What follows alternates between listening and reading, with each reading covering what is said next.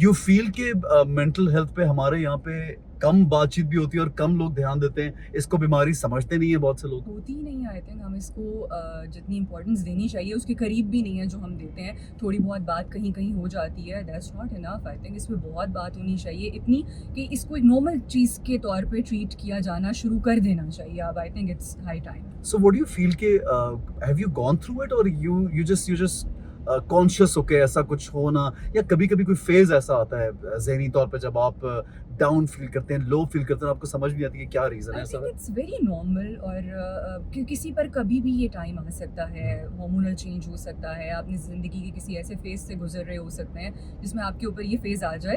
पर हाँ, ये मैंने कभी इस बारे में बात नहीं की, but I have been through therapies, और मैं इसके लिए खुद भी जाती रही हूँ। और मेरा पर्सनल एक्सपीरियंस है कि ये बहुत हेल्प करता है। हर इंसान को जाना चाहिए। आई थिंक इसकी वजह ये नहीं कि आप पागल हैं या आपको अपने अंदर कोई बहुत एक्सट्रीम सिम्टम्स नज़र आ रहे हैं और आप बहुत अनयूजुअल एक उसमें हैं तो ही आप किसी से हेल्प के लिए जाएंगे। रूटीन में हमारे जो मसले हैं उसके लिए हमें कोई ना कोई श्रेंक, कोई ना कोई होना चाहिए हमारे पास जिसके पास हम हेल्प के लिए जाएं। अच्छा, तो बहुत सिद्रा, important। लेकिन इस चीज़ को आप खुद से, यानी यू आर एक्सपोज्ड और हम बहुत ज़्यादा इन चीज़ों का ख्याल रखते हैं। हमारे इर्द-गिर्द के लोग हैं ना, कि आपके घर वाले भी, if you are going to a certain person, you want to go to a doctor, तो वो समझ जाएँगे।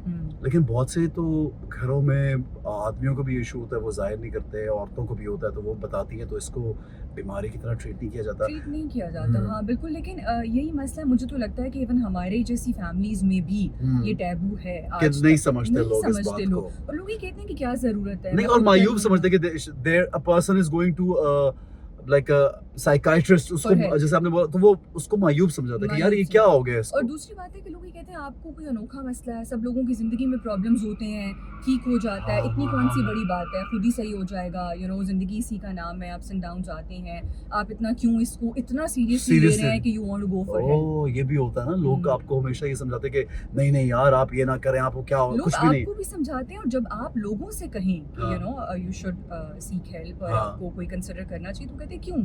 क्या फ़र्क पड़े, इतने अच्छा। बड़े-बड़े मसले होते हैं लाइफ में, कोई फ़र्क नहीं पड़ता, हो जाएगा, कोई नहीं होता, क्या फ़र्क पड़ेगा, वो मुझे ऐसी क्या नई बात बता देंगे। और एक टाइम के बाद ऐसा होता है। ऐसा जब मैं थेरेपी के लिए जाती थी तो हुँ। एक वक़्त के बाद मुझे लगता था कि जो कुछ मेरी थेरेपिस्ट मुझे बता रही हैं उसमें से आधी चीज़ें मुझे मुझे ऑलरेडी मालूम है। पता हाँ, हैं। हाँ। बट फिर भी आई थिंक कि वो उस टाइम आपको ना भी लगे, पर वो आप कुछ टाइम के बाद आप फ़ील करते हैं कि उनकी बातें आपको याद आती हैं, आप अपनी रूटीन में मैं वो डेली यूज़ करते बातें यूज़ वो करते हैं। अच्छा। नहीं, बिल्कुल। तो वो किसी स्पेसिफिक पॉइंट पे हुआ था सिद्रा कि यू नीडेड दिस हेल्प, या रीसेंट है, या थोड़ा पुरानी बात है ये? अ, इस फील्ड में आने के बाद की बात है, या? इसके बाद अभी भी वैसे मैं जाती हूँ अच्छा, ऑफ एंड ऑन, ठीक है, नॉट ठीक। Regular, but okay, I do go for therapy. ठीक है। बट पहले मैं रेगुलर लेती थी। आफ्टर माय फादर्स डेथ मुझे ओके, लगता है उसके कि मेरा बाद। एक बहुत ज़्यादा वो था, और थोड़ा सा कुछ इश्यूज थे, जैसे हर बंदे का पास्ट होता है, चाइल्डहुड हुँ, इश्यूज होते हैं। हुँ। और आई थिंक आपका जो चाइल्डहुड है वो इतना इंपॉर्टेंट है कि वो वो आपकी डिफाइन सारी करता ज़िंदगी है हु डिफाइन यू कर, आर। बिल्कुल सही सारी है, आई ज़िंदगी आप एग्री। उस